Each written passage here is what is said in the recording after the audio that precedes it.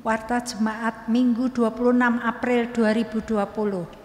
Bapak, Ibu, Saudara-saudari yang dikasihi Tuhan, pertama-tama kami atas nama Majelis GKMI Kudus mengucapkan selamat pagi dan selamat mengikuti kebaktian di rumah masing-masing.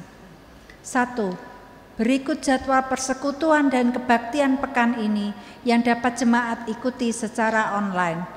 Pertama, persekutuan Komisi Anak pada hari Selasa tanggal 28 April 2020 pukul 16 WIB dengan tema Home Sweet Home oleh Ibu Yanti.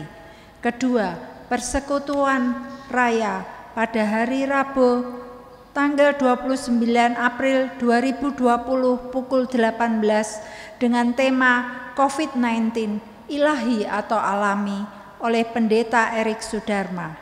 Ketiga, Komisi Pekabaran Injil pada hari Jumat tanggal 1 Mei 2020 pukul 19 WIB dengan tema Ya Tuhanku dan Allahku oleh Pendeta Setiawati.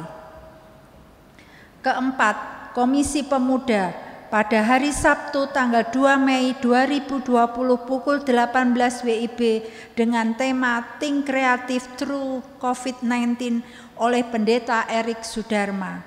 Kelima, kebaktian umum pada hari Minggu tanggal 3 Mei 2020 pukul 9 WIB dengan tema Berbagi Berkat di Masa Darurat oleh Evangelis Tintin Kurniawan. Informasi selengkapnya dapat jemaat simak dalam warta jemaat tercetak maupun yang dikirimkan melalui email. 2. Dalam rangka tanggap darurat COVID-19, GKMI Kudus mengadakan pertama, pelayanan sosial bagi jemaat GKMI Kudus dan masyarakat sekitar dalam bentuk kedai sedekah, pembagian masker dan paket sembako dan telah dimulai tanggal 13 April 2020. Kedua, penggalangan dana bantuan bagi pelayanan Rumah Sakit Mardi Rahayu dan pelayanan MDS Sinode GKMI. Kiranya jemaat menjadi periksa dan mohon dukungan serta partisipasi jemaat. 3. Bagi jemaat yang ingin menyampaikan persembahan dapat disampaikan dengan beberapa pilihan seperti yang tercantum dalam warta jemaat tercetak maupun yang dikirimkan melalui email dan klip saat pelayanan persembahan dalam kebaktian ini. Demikian warta yang kami bacakan. Selamat beribadah dan Tuhan memberkati. Panggilan beribadah. Saudaraku, mari kita bangkit berdiri. Mari kidungkan kerinduan kita untuk menikmati hadirat Tuhan serta memuji dan menyembah-Nya. Satu hal yang kurindu.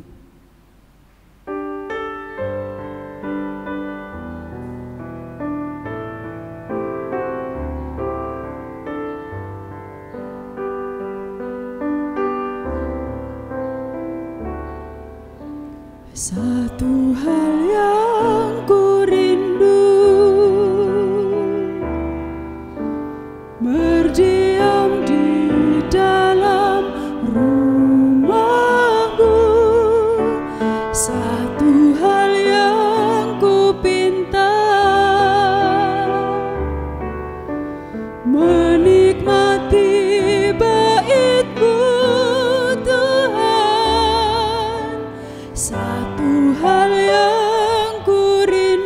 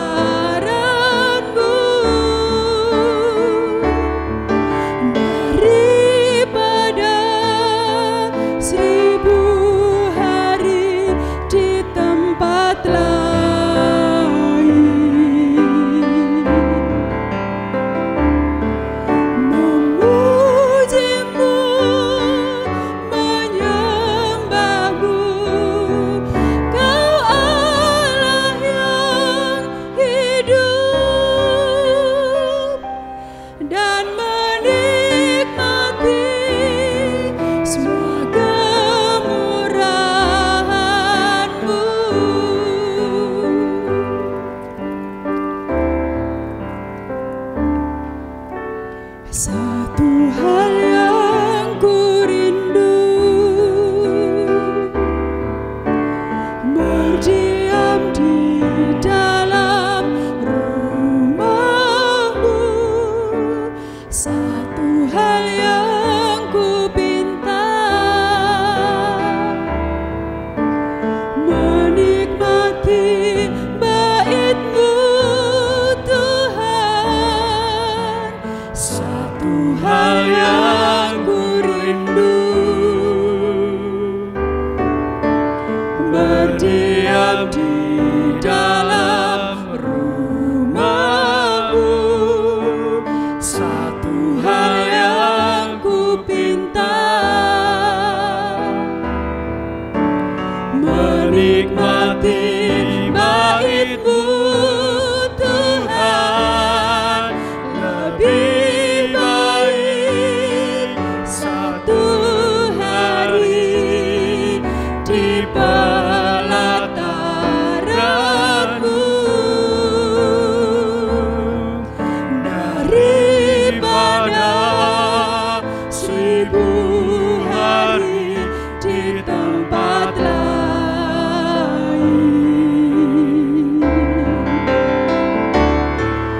Memuji-Mu, menyembah-Mu, Kau Allah yang hidup, dan menikmati semua kemurahan-Mu.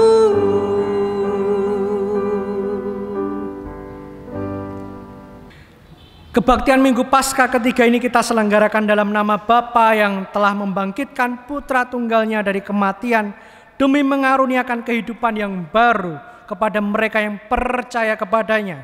Kehidupan yang bersemangat menyucikan diri untuk mengamalkan kasih persaudaraan. Kasih karunia dari Allah Tritunggal Bapa, Putra dan Roh Kudus atas saudara sekalian. Mulia bagi Bapa, bagi Anak serta Roh Kudus, dari permulanya, sekarang dan akan jadi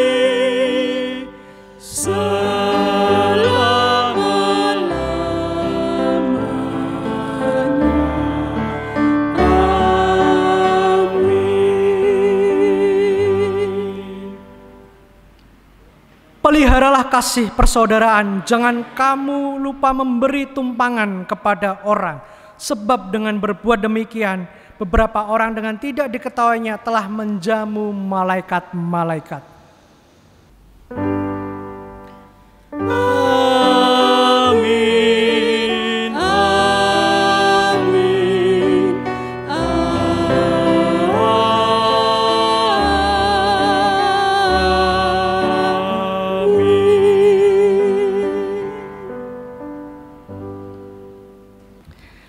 Selamat hari Minggu Bapak, Ibu, saudara-saudari sekalian serta anak-anak yang di rumah. Hari ini kita memasuki Minggu Paskah ketiga dari 7 minggu masa Paskah sebelum Minggu Pentakosta. Tema kebaktian kita adalah menyucikan diri untuk mengamalkan kasih persaudaraan di tengah berbagai dampak dan persoalan akibat pandemi corona yang sedang melanda dunia dan negara kita. Kiranya kebangkitan Tuhan yang kita rayakan menyemangati kita untuk sebagai umat tebusannya menghayati dan mengamalkan kasih persaudaraan. Kendati kita belum berjumpa dan bertatap muka dengan Sang Kristus Yesus, kiranya kita tetap saling memperhatikan dan saling mendoakan agar kita dapat tetap bertumbuh dalam iman, pengharapan dan kasih, serta tidak seorang pun merasakan terabaikan atau berjuang sendirian. Untuk itu mari kita bangkit berdiri, mari kita saling memberikan salam damai satu sama lain, selain merayakan pujian bertemu dalam kasih-Nya. Salam damai untuk kita semua.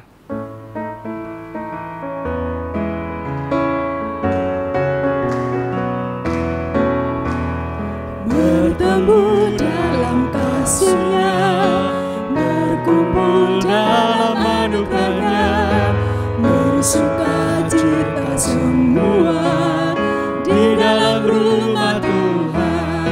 Oh saudaraku dan saudariku, Tuhan cinta dan mengasihimu. Mari bersuka cita semua di dalam rumah Tuhan.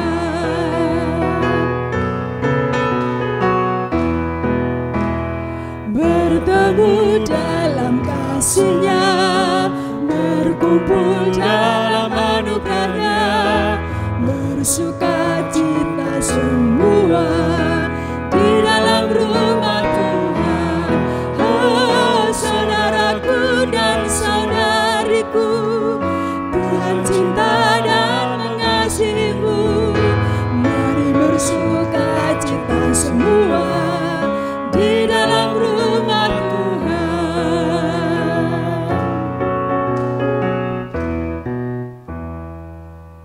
Silakan duduk kembali.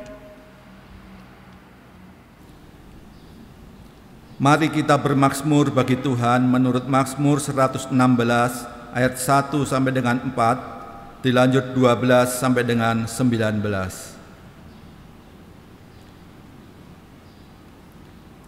Aku mengasihi Tuhan sebab Ia mendengarkan Suaraku dan permohonanku, sebab Ia menyendengkan telinganya kepadaku.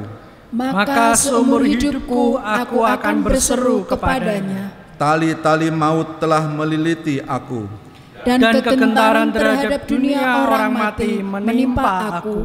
Aku mengalami kesesakan dan kedukaan. tetapi aku menyerukan nama Tuhan. Ya Tuhan, luputkanlah kiranya aku.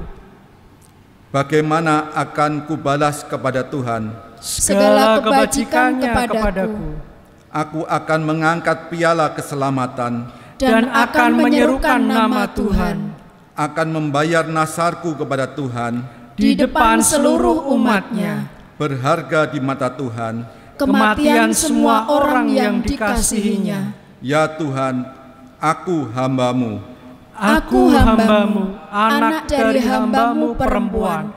Engkau telah membuka ikatan-ikatanku, Aku akan mempersembahkan korban syukur kepadamu, dan akan menyerukan nama Tuhan akan membayar nasarku kepada Tuhan di depan seluruh umat-Nya, di pelataran rumah Tuhan.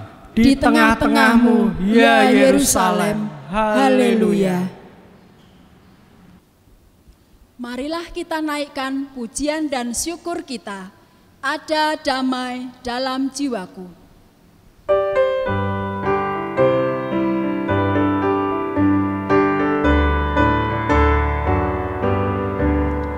Ada damai dalam jiwaku, aku bersuka cita, rasa syukur penuh di hati.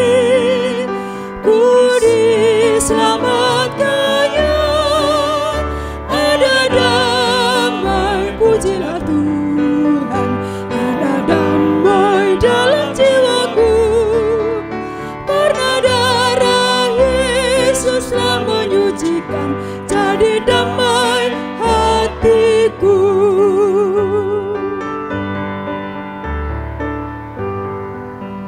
Ku bernyanyi dalam jiwaku, karena Tuhanku dekat. Damai-Nya tinggal di hatiku, penuh kasih sayang. Ada damai, pujilah Tuhan. Ada damai dalam jiwaku, karena darah Yesus telah menyucikan, jadi damai hatiku.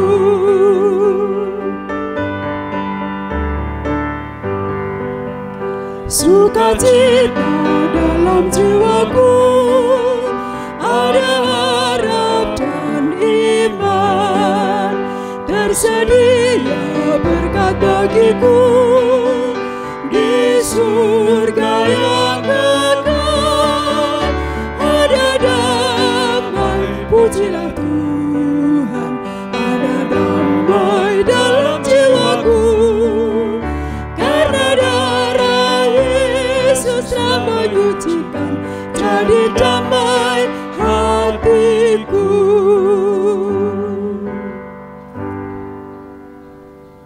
Mari Bapak Ibu Saudara-saudara sekalian serta anak-anak di rumah, kita bersatu di dalam doa, kita panjatkan doa pengakuan dosa.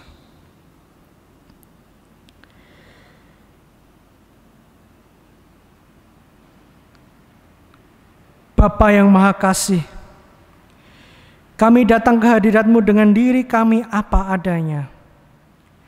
Kami sadar bahwa seringkali kami sebagai umat-Mu masih sering mengecewakan-Mu.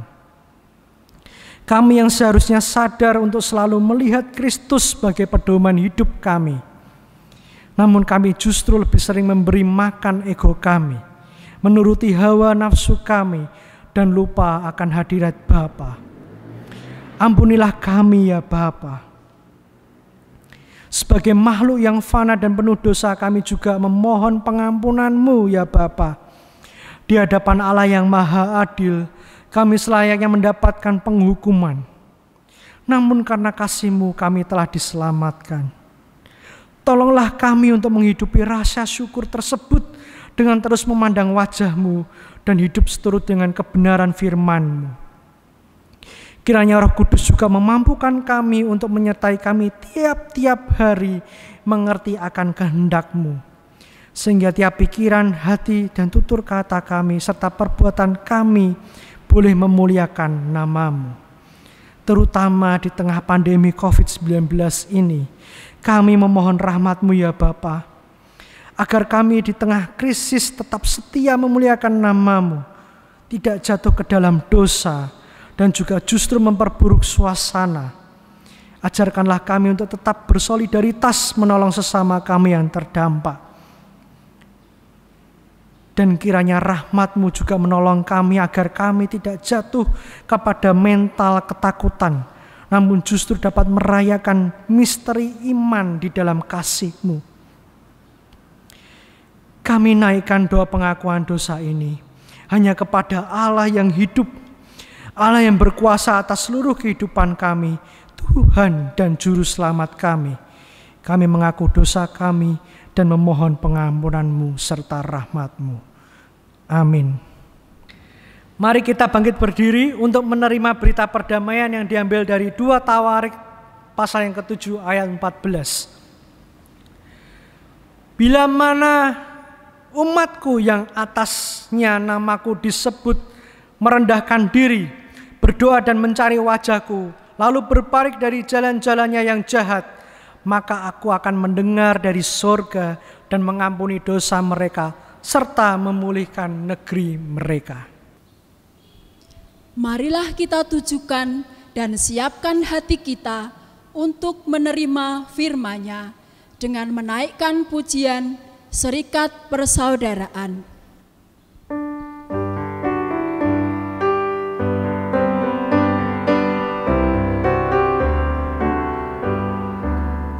Serikat persaudaraan, berdirilah teguh, sempurnakan persatuan di dalam Tuhanmu.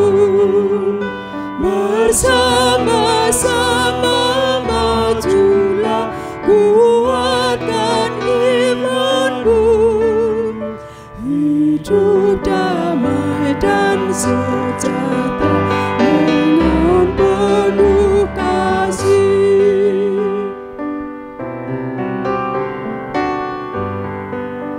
Serikatmu tetap teguh di dasar yang teguh, yaitu satu Tuhan dan satulah iman, dan satu juga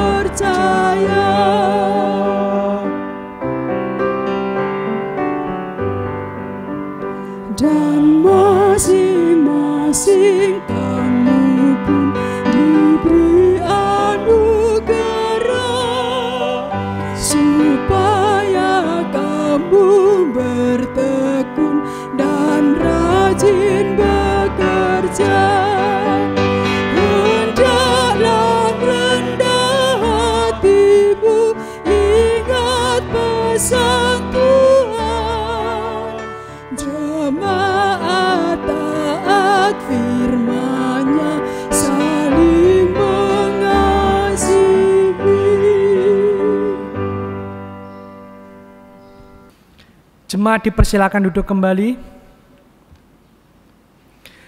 Sebelum mendengarkan, merenungkan firman Tuhan, mari kita bersatu dalam doa, kita memohon hikmat dan pengertian akan firman-Nya. Mari kita berdoa.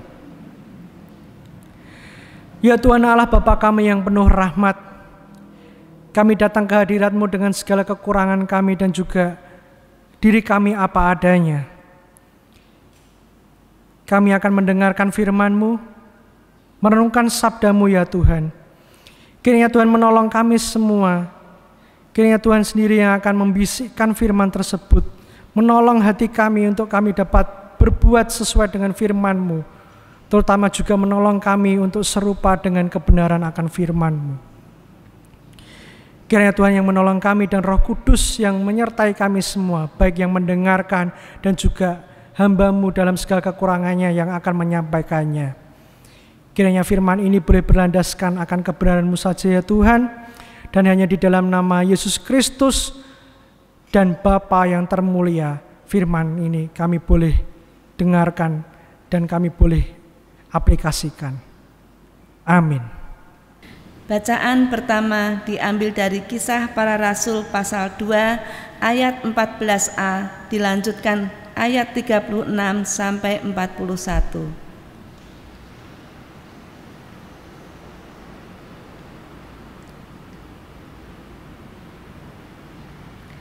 Maka bangkitlah Petrus berdiri dengan ke-11 rasul itu, dan dengan suara nyaring ia berkata kepada mereka, "Jadi seluruh kaum Israel harus tahu dengan pasti bahwa Allah telah membuat Yesus yang kamu salibkan itu menjadi Tuhan dan Kristus." Ketika mereka mendengar hal itu, hati mereka sangat terharu. Lalu mereka bertanya kepada Petrus dan rasul-rasul yang lain, "Apakah yang harus kami perbuat, saudara-saudara?" Jawab Petrus kepada mereka, "Bertobatlah, dan hendaklah kamu masing-masing memberi dirimu dibaptis dalam nama Yesus Kristus untuk pengampunan dosamu. Maka kamu akan menerima karunia Roh Kudus. Sebab bagi kamulah janji itu, dan bagi anak-anakmu, dan bagi orang yang masih jauh, yaitu sebanyak yang akan dipanggil oleh Tuhan Allah kita." Dan dengan banyak perkataan lain lagi, ia memberi suatu kesaksian yang sungguh-sungguh, dan ia mengecam dan menasehati mereka, katanya, "Berilah dirimu diselamatkan dari angkatan yang jahat ini." Orang-orang yang menerima perkataannya itu memberi diri dibaptis, dan pada hari itu jumlah mereka bertambah kira-kira 3.000 jiwa. Demikianlah firman Tuhan. Syukur kepada Allah.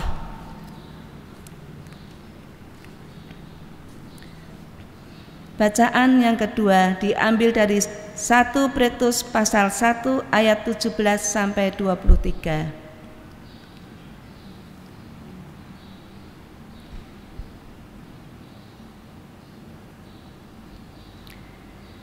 Dan jika kamu menyebutnya Bapa, yaitu Dia yang tanpa memandang muka menghakimi semua orang menurut perbuatannya, maka hendaklah kamu hidup dalam ketakutan selama kamu menumpang di dunia ini. Sebab kamu tahu bahwa kamu telah ditebus dari cara hidupmu yang sia-sia, yang kamu warisi dari nenek moyangmu itu, bukan dengan barang yang fana, bukan pula dengan perak atau emas, melainkan dengan darah yang mahal, yaitu darah Kristus yang sama seperti darah anak domba yang tak bernoda dan tak bercacat. Ia telah dipilih sebelum dunia dijadikan, tetapi karena kamu, Ia baru menyatakan dirinya pada zaman akhir. Oleh Dialah kamu percaya kepada Allah, yang telah membangkitkan Dia dari antara orang mati dan yang telah memuliakannya, sehingga imanmu dan pengharapanmu tertuju kepada Allah. Karena kamu telah menyucikan dirimu oleh ketaatan kepada kebenaran, sehingga kamu dapat mengamalkan kasih persaudaraan yang tulus ikhlas. Hendaklah kamu bersungguh-sungguh saling mengasihi dengan segenap hatimu, karena kamu telah dilahirkan kembali bukan dari benih yang fana, tetapi dari benih yang tidak fana, oleh firman Allah yang hidup dan yang kekal. Demikian firman Tuhan. Syukur kepada Allah. Jemaat dipersilakan berdiri. Inilah Injil Yesus Kristus menurut Lukas pasal yang ke-24 ayat 13 sampai 16, dilanjutkan ayat 30 sampai 35.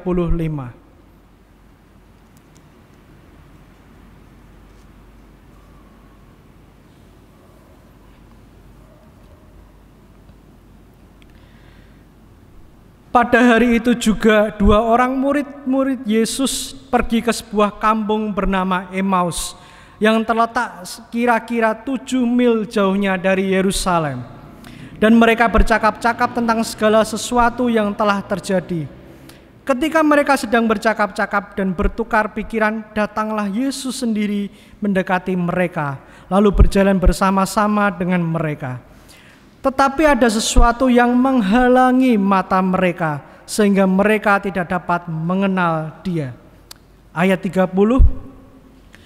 Waktu ia duduk makan dengan mereka, ia mengambil roti, mengucap berkat, lalu memecah-mecahkannya dan memberikannya kepada mereka.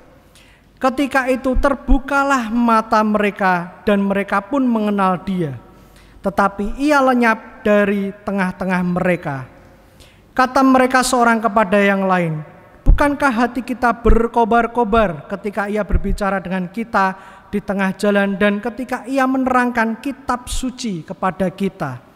Lalu bangunlah mereka dan terus kembali ke Yerusalem. Di situ mereka mendapati ke-11 murid itu. Mereka sedang berkumpul bersama-sama dengan teman-teman mereka.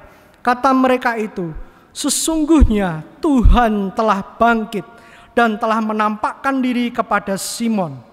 Lalu kedua orang itu pun menceritakan apa yang terjadi di tengah jalan dan bagaimana mereka mengenal Dia pada waktu ia memecah-mecahkan roti. Demikianlah Injil Tuhan Yesus Kristus. Haleluya, haleluya, haleluya.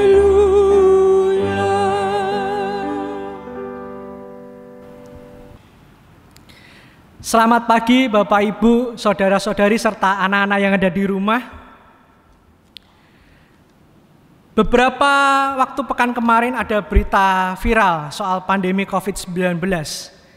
Beritanya menarik karena ada seorang anak siswa kelas 3 SD meminta ibunya untuk mengantarkan dia ke Polsek Dayuhkolot daerah Bandung.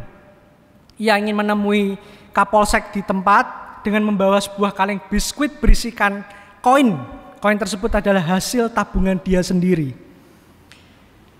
Siswa kelas 3 SD ini didampingi orang tuanya ingin menyumbangkan koin yang dikumpulkannya sebesar 435 ribuan, sekitar sekian, kepada pemimpin Polsek untuk disumbangkan membeli APD, alat perlindungan diri, bagi tim medis untuk menangani pasien yang terjangkit COVID-19.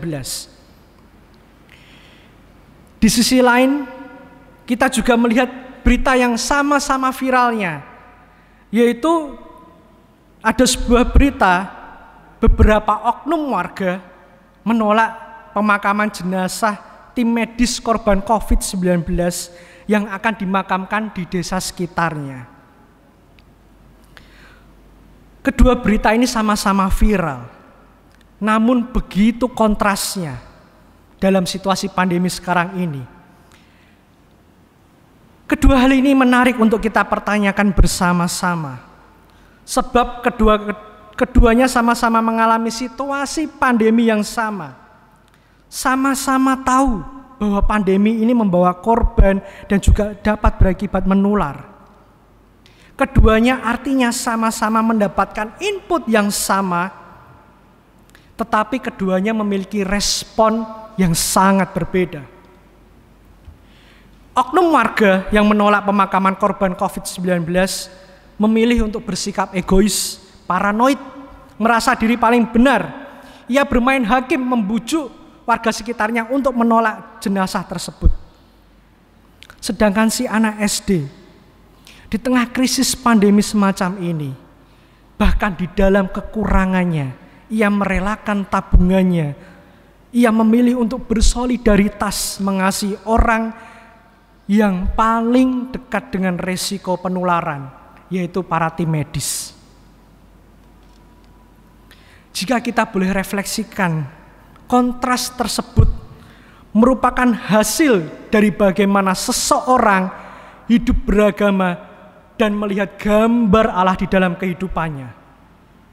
Gambar Allah tersebut yang dihidupinya akan menentukan tanggapannya terhadap realitas sekarang, yaitu realitas di tengah krisis pandemi corona yang sungguh meruntuhkan segala lini kehidupan masyarakat di dunia ini. Jika sosok gambar Allah sebagai hakim yang dibayangkan, maka respon seperti oknum warga yang menolak jenazah COVID itulah hasilnya. Sebaliknya, jika sosok Allah sebagai Bapa yang dibayangkan, maka pelayanan kemanusiaan, solidaritas antar sesama, seperti anak SD kelas 3 itulah yang akan dihasilkan. Namun menariknya, saudara-saudari sekalian, nats kita hari ini 1 Petrus ayat 17 sampai dengan 23 dalam surat Sang Rasul, gambar Allah sebagai hakim, gambar Allah sebagai Bapa yang Maha Penyayang itu berpadu, saling berpadu. Untuk itulah mari kita gali bersama hal ini. Tema kita hari ini berbicara mengenai menyucikan diri untuk mengamalkan kasih persaudaraan. Surat Petrus ini ditujukan kepada jemaat di Pontus, Galatia, Kapadokia, Asia Kecil, dan Bitinia. Surat Rasul ini ditulis untuk menguatkan mereka di tengah-tengah tekanan penderitaan yang begitu dahsyat pada waktu itu. Bagaimana gambaran tekanan itu kita bisa lihat jelas nanti di pasal-pasal berikutnya. Pasal-pasal berikutnya akan menggambarkan begitu dahsyat tekanan yang dialami jemaat mula-mula. Gambaran singkat jemaat ini adalah tentu berlatar belakang budaya Yunani di daerah tadi, Kapadokia, Galatia, Pontus, Asia Kecil. Mereka selalu hidup di tengah-tengah budaya Helenis, budaya Yunani pada waktu itu. Bisa dibayangkan dalam benak kita, mungkin orang-orang penerima surat ini, mungkin mereka dulu adalah mantan penyembah para dewa. Mungkin mereka hidup dalam sosialitas hidup manusia yang penuh pesta pora, masyarakat penuh pesta pora. Kita bisa membayangkan mungkin di film-film yang dari zaman mitologi waktu itu, film-film waktu masih berbudaya Yunani, Helenis, kita sering mendapati prostitusi terjadi secara legal dan biasa saja, hidup amoral. Melihat kenyataan kehidupan masa lalu mereka yang seperti demikian, maka selayaknya mereka seharusnya hidup penuh ketakutan di hadapan Allah yang adil. Allah yang akan menghukum semua manusia menurut perbuatannya, digambarkan di ayat 17. Namun di sisi lain Bapak Ibu sekalian, Allah juga Allah yang sebagai Bapa, yang penuh kasih karunia menebus umatnya. Kasih karunia tersebut ialah Kristus Yesus sendiri sebagai putranya, anak domba tebusan yang tak bernoda dan tak bercela, direlakan oleh Sang Bapa. Dituliskan di ayat 19.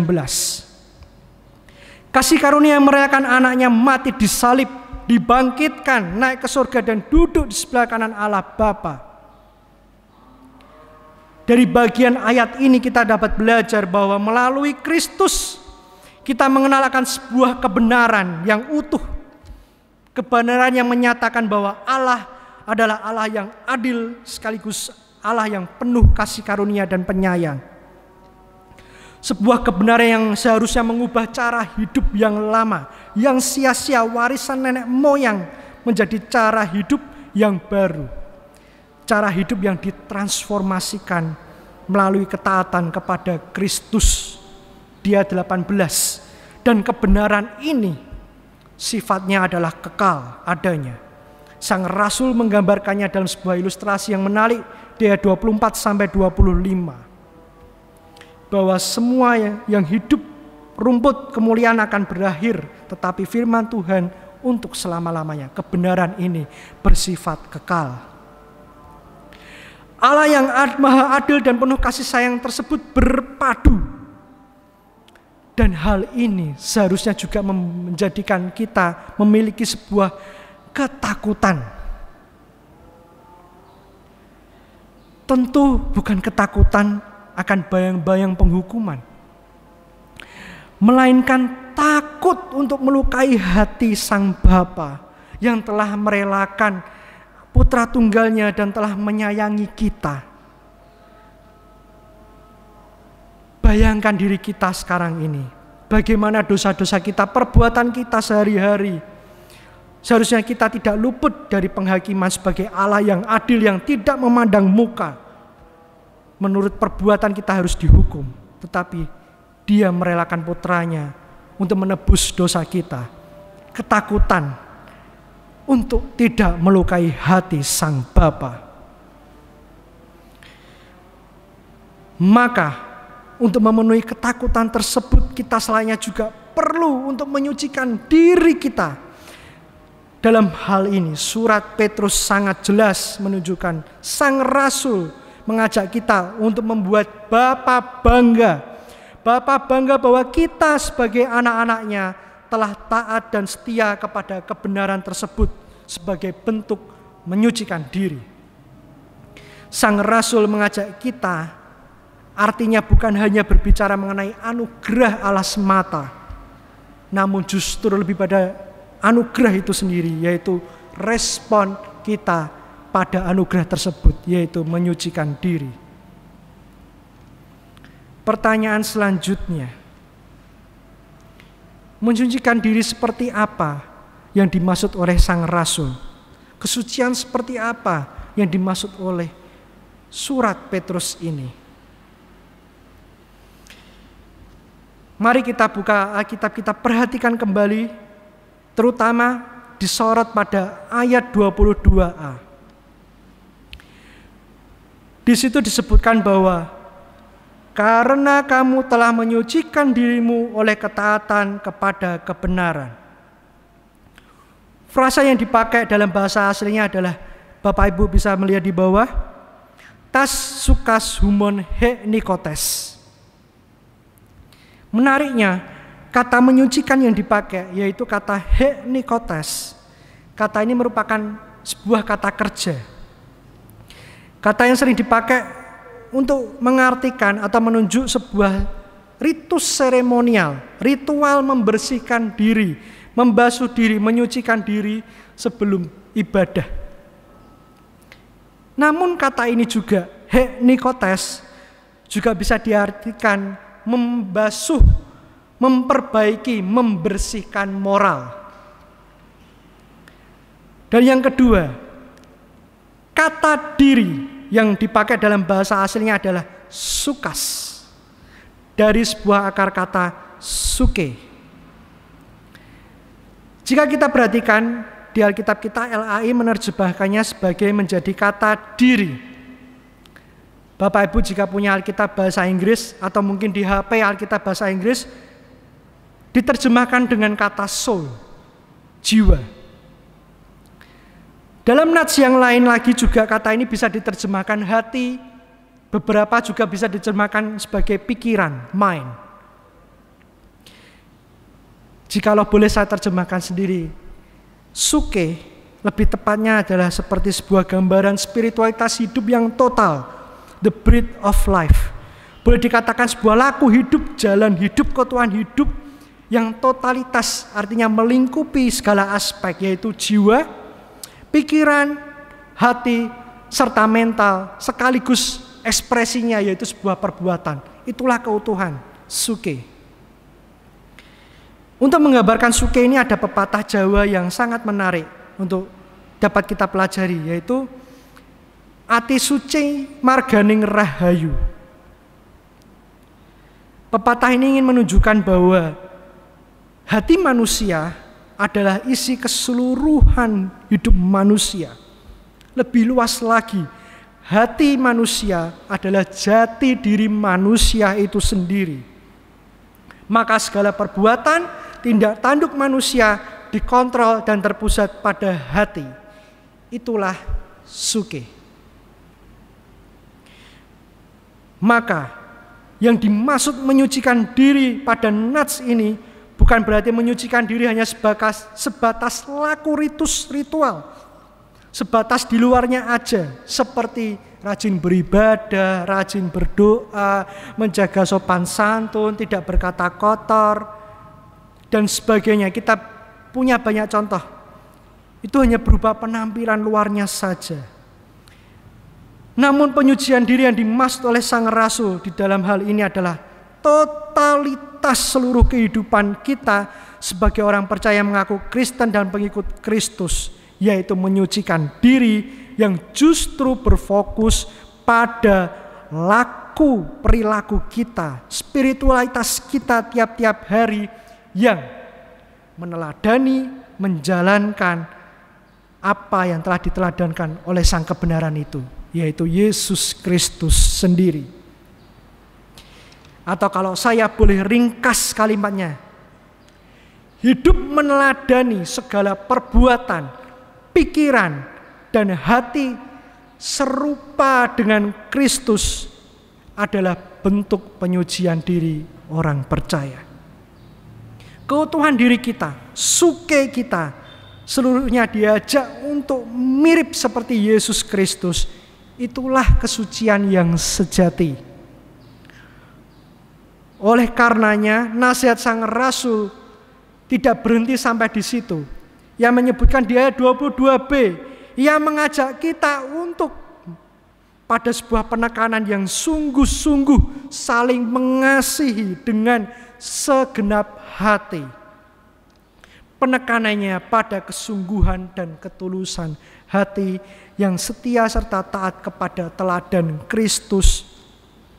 Maka tanpa itu, tanpa teladan Kristus, tanpa hati yang mengarah kepada Kristus, tanpa mengarah kepada kebenaran itu, semua ibadah kita, semua doa kita, semua kebaikan kita, perbuatan kita, hidup beragama kita hanyalah sebuah kepalsuan. Sebuah kepalsuan yang berfokus pada ego kita pribadi. Bahasa gaulnya sok suci. Hal inilah yang membedakan bentuk penyucian diri di dalam Kristus bersama Kristus dengan menyucikan diri yang ditampilkan oleh wajah dunia. Jika dunia seringkali mempertontonkan kesucian diri dengan membedakan siapa yang benar, siapa yang lebih baik, siapa yang lebih buruk, dan ujung-ujungnya justru merendahkan orang lain. Ada bahasa anak milenial yang selalu berkata demikian, Bapak Ibu, sebagai contoh.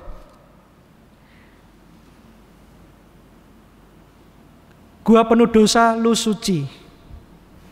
Bentuk itulah yang mewujudkan bagaimana penyucian diri yang disebutkan oleh dunia, tunjukkan oleh dunia. Kesucian diri macam seperti ini adalah ujung-ujungnya menindas orang lain. Dan yang lebih ironis lagi, banyak contohnya yang seringkali menggunakan atas nama agama. Kesucian diri semacam ini tak ada bedanya mirip dengan kaum Farisi yang membenci dan menyalibkan Yesus Kristus. Kesucian ini berfokus pada dirinya sendiri sebagai yang paling maha benar. Di masa pandemi sekarang ini, kita juga sering menjumpai kesucian palsu yang berfokus pada diri sendiri semacam ini.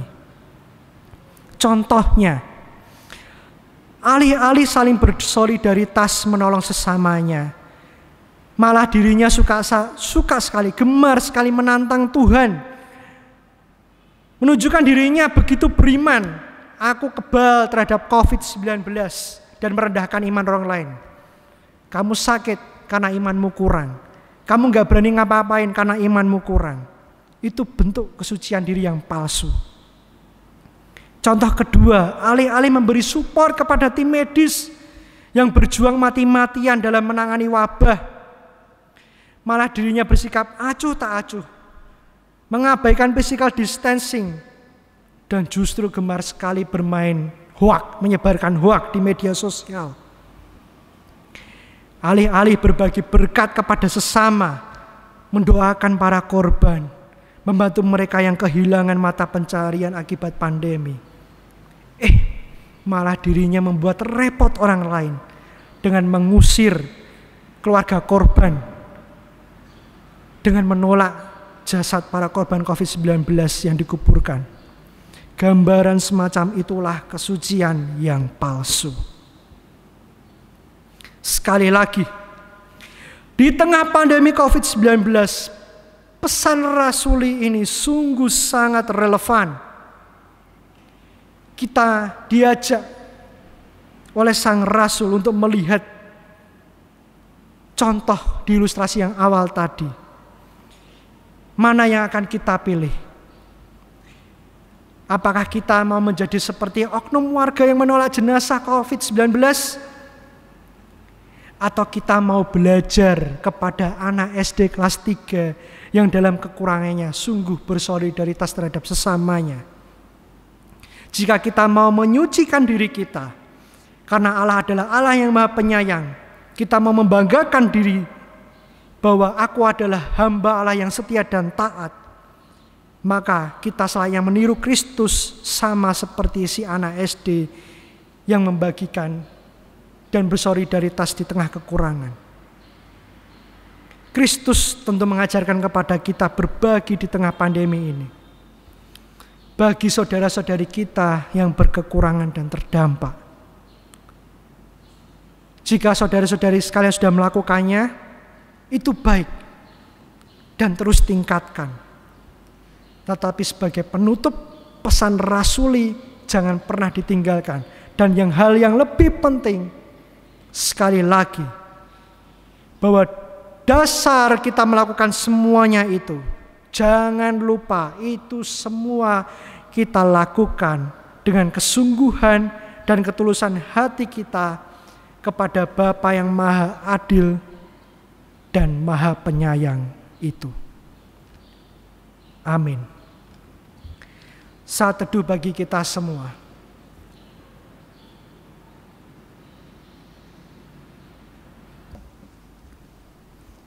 Mari kita bangkit berdiri. Sebagai jemaat Kristen yang ingin meneladani Kristus, marilah kita mengikrarkan komitmen kemuridan. Kami bersaksi bahwa tidak seorang pun dapat sungguh-sungguh mengenal Kristus kecuali ia yang mengikutinya setiap hari dalam kehidupan. Dan sebagai bagian dari gereja yang marilah bersama-sama dengan gereja-gereja di sepanjang abad dan tempat kita mengikrarkan pengakuan iman rasuli.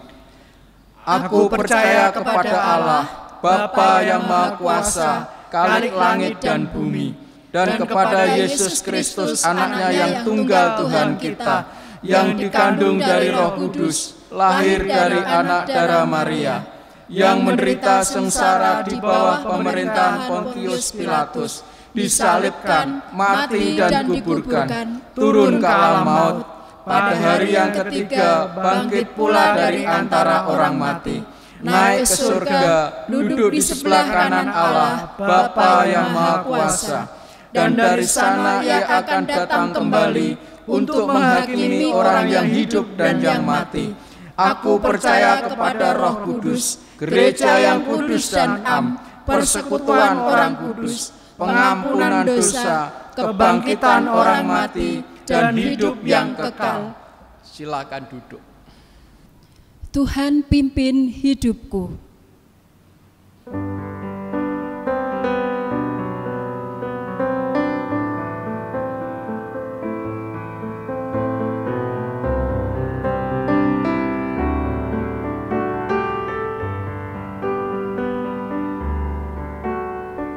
Tiada beban yang berat di dalam Tuhan. gunung yang sangat tinggi dihalaukannya, badai hidup yang besar diredakannya, hati yang hancur luluh diburkanya.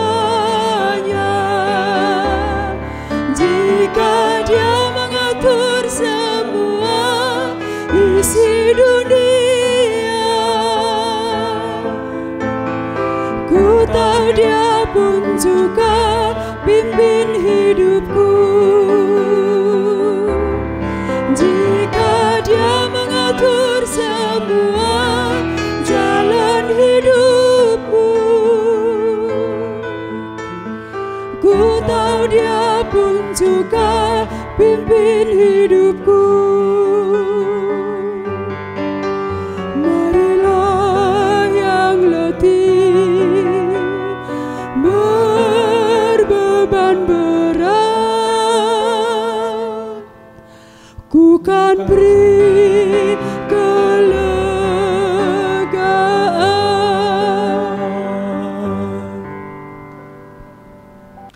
Mari kita bersatu dalam doa. Ya Bapa, kini kami hadir ingin menaikkan doa-doa syafaat kami.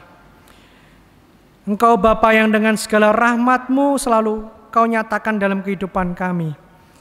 Kami yang lemah ini ingin datang ke hadirat-Mu dengan segala doa-doa kami, terutama di tengah bencana COVID-19. Kiranya kami yang lemah ini dimampukan di dalam rahmat-Mu untuk peka pada kehadiran-Mu dan juga mendengarkan panggilan-Mu dalam krisis sekarang ini.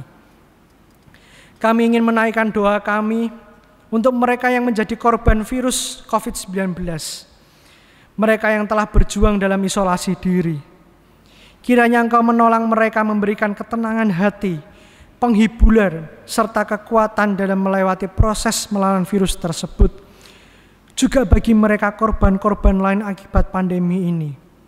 Mereka yang kehilangan pekerjaan, mereka yang harus sementara waktu jauh dari keluarga, mereka yang kehilangan pengharapan. Kiranya Bapa sendiri yang hadir dalam hidup mereka, menyatakan penyertaan-Mu yang selalu hadir dalam setiap kehidupan ini, menyatakan bahwa Engkaulah Tuhan, Allah sumber pengharapan kami. Kami juga berdoa untuk tim medis, juga para tim yang mengurus korban jenazah COVID-19, juga petugas keamanan dan juga jasa-jasa lain yang tidak dapat kami sebut satu persatu dalam menangani pandemi ini. Mereka sedang berjuang di dalam garis garda terdepan untuk melayani para korban. Kiranya Bapa yang menolong mereka, kiranya kasih-Mu yang merengkuh mereka, menopang mereka, dan kiranya rahmat-Mu juga yang dinyatakan melalui semuanya itu. Kami mohon kiranya Bapa sendiri juga yang menghibur mereka dan bersama berjuang dengan mereka dalam pandemi ini. Kami mohon Roh Kudus yang menyertai hati mereka untuk menguatkan, menghibur, serta memberikan damai sejahtera dalam perjuangan ini. Kami juga memohon rahmat-Mu Tuhan agar di tengah pandemi ini kami juga boleh menyatakan kasih-Mu untuk menolong sesama kami, merangkul saudara-saudara kami yang paling lemah, yang terdampak karena pandemi ini. Tuhan, Engkaulah Tuhan yang penuh kasih sayang. Kami serahkan keadaan dunia sekarang ini ke dalam misteri kasih-Mu saja.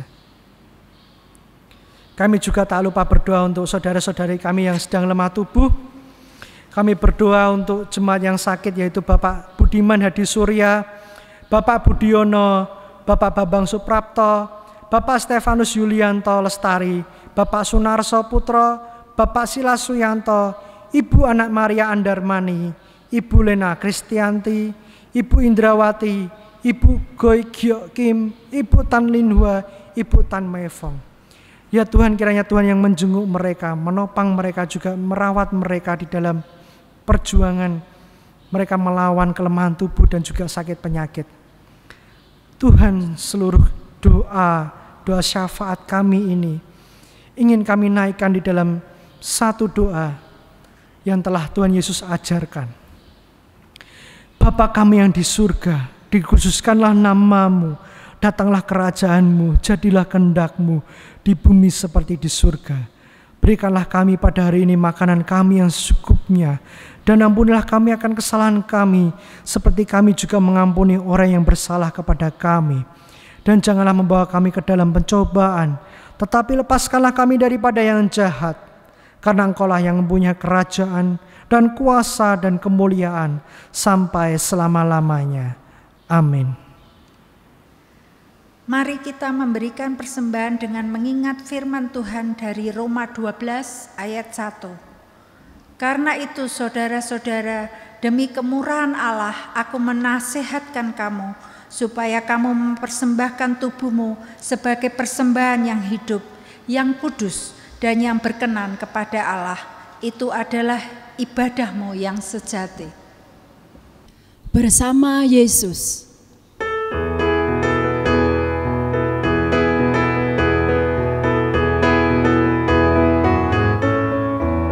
Bersama Yesus lakukan perkara besar. Bersama Yesus tidak ada yang sukar. Bersama Yesus ada jalan keluar untuk masalahku, untuk masalahmu, untuk masalah kita semua.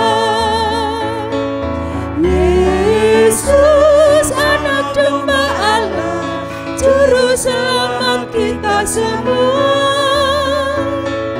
Yesus tabib yang ajaib, Dia menyembuhkan, Dia menguduskan, Dia membenarkan, Dia Raja segala raja.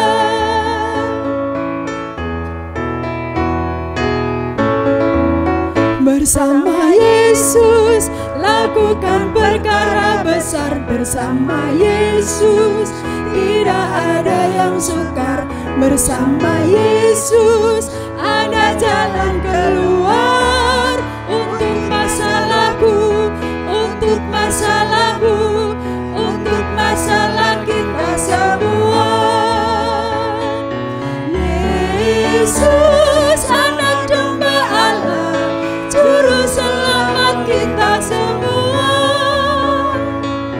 Yesus tabib yang ajaib, Dia menyembuhkan, Dia menguduskan, Dia membenarkan, Dia Raja segala raja.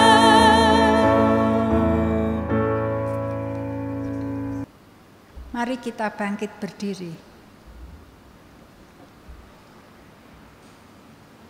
Ya Tuhan, kami bersyukur atas karya pemeliharaanmu bagi kami anak-anak-mu. Kami datang membawa persembahan ini sebagai ungkapan rasa syukur kami. Kiranya Tuhan berkenan menyucikannya bagi pekerjaan-mu di dalam gereja dan di tengah masyarakat. Kami ingat akan saudara-saudara kami yang mengalami dampak kesusahan akibat pandemi corona. Di antara mereka ada yang kehilangan pekerjaan, sakit, harus berpisah dengan orang yang mereka cintai, dan sebagainya.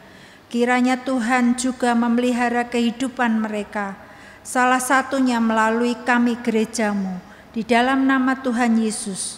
Amin. Silakan duduk. Di penghujung kebaktian ini, mari kita naikkan Kidung Pamungkas, biar hatimu tergerak.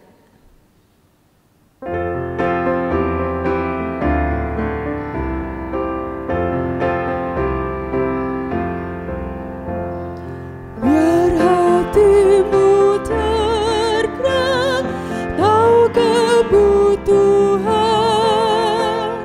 Yang lapar beri makan, bebat yang luka beri secangkir minum, berikan makanan. Jadi tangan Yesus layani orang.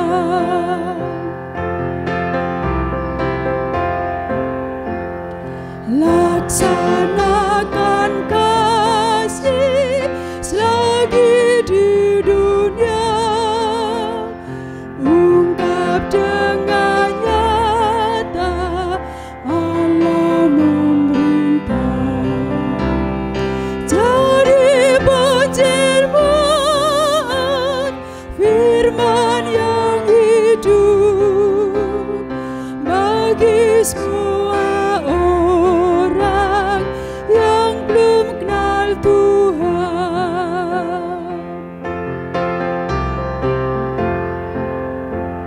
Sungguh keberkatan dan kehormatan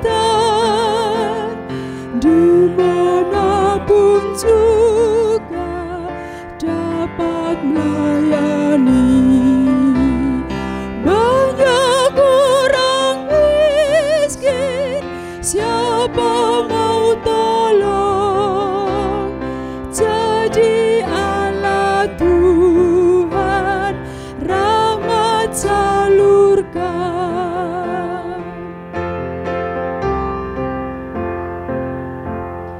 Kepada imanmu tambah kebajikan. Dulu juru selamat, sekarang Dia Tuhan. Ikuti jejaknya, iring langkahnya. Di dunia penuh duka, pasrah padanya.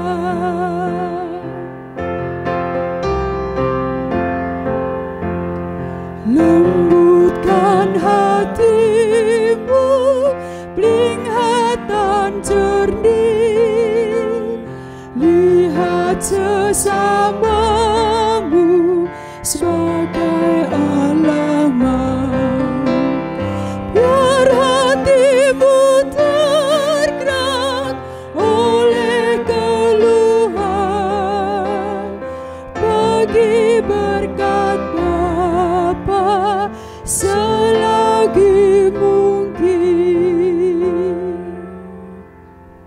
Mari jemaat kita bangkit berdiri. Saudaraku, arahkanlah hatimu kepada Tuhan dan terimalah berkat-Nya.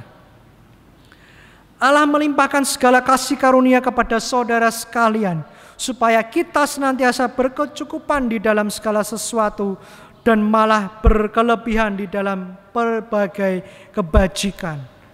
Amin. Kepada Allah dipuji semua makhluk di bumi. Padanya ku beri pujian, Bapa, Anak, dan Roh Suci.